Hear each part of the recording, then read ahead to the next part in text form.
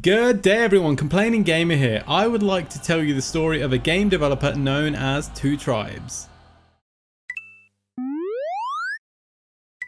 Hi, we're Two Tribes. We are one of the oldest indie developers in the Netherlands.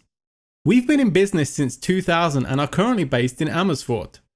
Our goal is to create original gaming experiences respecting old school values while using new technologies. So no pixel art and chiptunes, but tight gameplay and a polished presentation is what we strive to deliver. Here's a short history. It all started with a puzzle game called Egbert, co-developed for the MSX platform by our creative director while he was still in his teens. When we founded Two Tribes, we initially wanted to do a 2D shooter like Parodius, but decided to make a Game Boy Color version of Egbert first.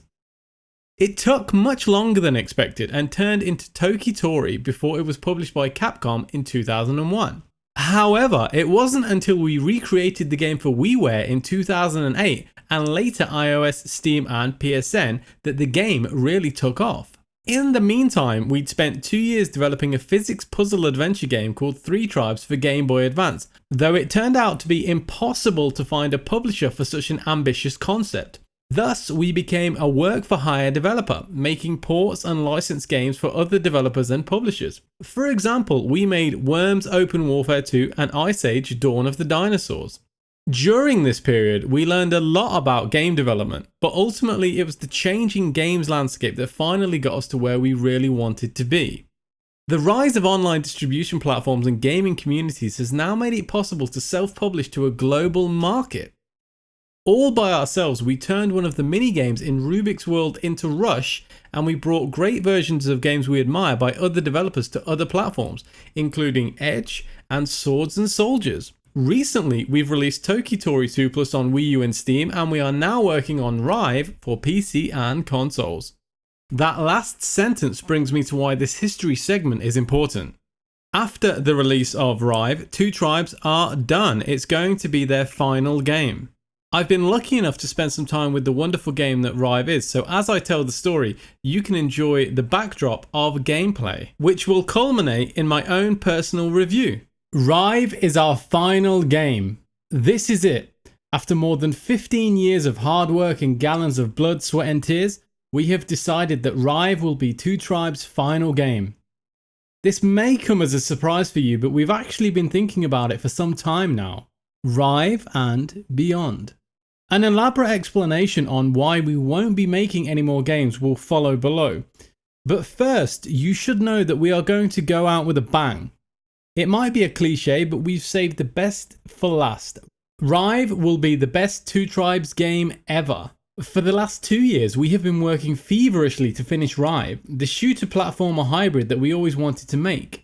We have delayed it several times to make it the best experience possible, and now that we are nearing the finish line, we can confidently say that Rive will come out in September 2016. We also want to make clear that Two Tribes will remain operational. We will continue to support our partners and all gamers out there. We just won't be making any new games after Rive. So what happened? The industry changed a lot since we started in 2000. Back then, there were maybe a dozen game developers here in the Netherlands.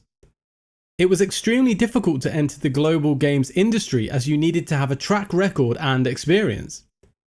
Even if you took a shot, you still had to secure backing from a publisher, since the only way to reach gamers was through physical distribution. The technological bar was also set very high as there were no middleware engines available. There were severe hardware limitations and most of today's sophisticated design tools were non-existent. You basically had to make everything yourself. We felt comfortable working in such an environment and we actually still cling to this DIY mentality. The big change happened around 2008 when new technologies and tools allowed developers to make games way more easily and faster. Suddenly, because of digital distribution, small developers were able to create and publish their own games without the help of big publishers. Initially, this was great for us as we were one of the first developers to enter the Steam, WiiWare and iOS markets. Business was good. We were on the short list of companies like Nintendo and Valve. But the situation didn't last. While we were working on Tokitori 2 Plus for 2 years, the industry was changing without us realizing it. The market was flooded with games by developers from all around the world. Game development schools were erected, and every year thousands of students tried their luck under increasingly difficult conditions. With game changers such as the Humble Bundle, the ever-continuing race to the bottom, and a growing focus on free-to-play games, it became tough for games to even hit the break-even point. The industry had moved on, and we were still stuck in the past. We learned this the hard way when most of our employees needed to be laid off in 2013. But it would be too easy to solely blame the industry. Perhaps it would be better to blame it on dinosaurs. Dinosaurs. As said, we've been working in the games industry since early 2000, making us dinosaurs, old farts, grandfathers, or whatever you want to call us. This is great because we've got a lot of experience, but it also means that we act like a typical grandfather, slow and totally unaware of what is hot and what is not. Don't get us wrong, we absolutely love making games and we strongly feel that we're good at making them. However, ask us anything about new industry developments and often a big question mark will appear above our heads. For example, we are used to working with our own proprietary engine. It's technology that works great for us, but is by no means competitive with tools like Unity or the Unreal Engine. And then there are monetization strategies like free to play. We only know and feel comfortable working with the traditional model of full-priced games. The same goes for marketing. We know how to make a decent trailer and send out a press release, but have no clue how to get traction on YouTube and Twitch. Wrapping up. A long story short, grandfathers like to digress. When running a company, you need to be on top of your game, not just in terms of the product you're making, but business-wise too. And we just aren't on top of the games business anymore. Therefore, it makes sense to focus our attention elsewhere, perhaps even outside the games industry. We simply don't know yet, but we do know that Rive is going to be our parting gift to you, and we're making damn sure it's going to be an awesome one. Stay tuned for the release in September 2016. Signed Martin, Collin and Mente. There you go everyone, I hope you enjoyed that. Let's get on to the game. I can at times be drawn in very easily by something that's visually impactful. And for me, the Rive logo was enough for me to know that I want to play this game. I've been trying to get my hands on it for the past month and I finally succeeded, and to my great satisfaction I was not disappointed. Of course by this point you've watched a good degree of gameplay on the screen, so you already have a strong opinion yourself. Rive is a twin stick shooter coming to Steam and PS4. In the words of Two Tribes themselves, they call it the metal wrecking robot hacking shooter. Of course, the concept itself is simple, shoot everything, and the game executes this beautifully. Not only is it visually stunning, but you can guarantee that the game will maintain a solid 60 FPS on both PlayStation and even a PC with very basic hardware. The minimum requirements show that it can even run off integrated graphics such as the Intel HD 3000. As far as I know, the price point for the game will be €15 or $15 US. You play as the character Roughshot, and he is the Spider Tank pilot, and he is voiced by none other than Mark Dodson of Star Wars and Gremlins fame. This is one of the first positives of the game that you'll notice. The voice acting is on point. Let's see what this does.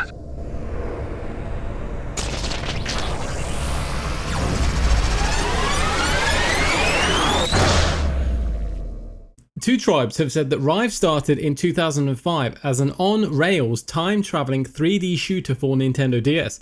Ideas came and went, but the desire to build an intense action game remained. When Two Tribes almost went under in 2013, it was time to let go of our family-friendly puzzle-type games and work on something that appeals to dedicated gamers such as ourselves. I honestly cannot recommend this game enough, whether it's the visuals, the gameplay, the satire, even down to the difficulty. This game is not easy. Those of you that love a challenge and a space shooter, this is going to be perfect. When I sat down and I played Rive for the first time, it put a smile on my face, and I haven't played a game in a long time where there was just pure joy from playing a game. In short, it's a twin stick shooter with a double jump and super weapons. It also mixes up interior and exterior environments which are based on gravity and non-gravity, both of which are executed excellently. Also with a mixture of satire and playfulness. I even think that the developers did an amazing job giving the ship personality. You're also going to be able to take advantage of hacking robots and a few other game modes, such as speedrun mode and single credit mode. The mode I've been playing on screen is hard mode. I don't want to spoil too much for you because I want you to play the game yourself. Rive is available from September the 13th. I highly recommend that you pick it up. It's getting a 10 out of 10 from me. You have nothing to lose, especially if it's going to cost you $15. Go for it. Okay everyone, if you like the video, thumbs up. If you like what I'm doing with the channel, subscribe, come back. You're more than welcome, and I will catch you next time. Retreat!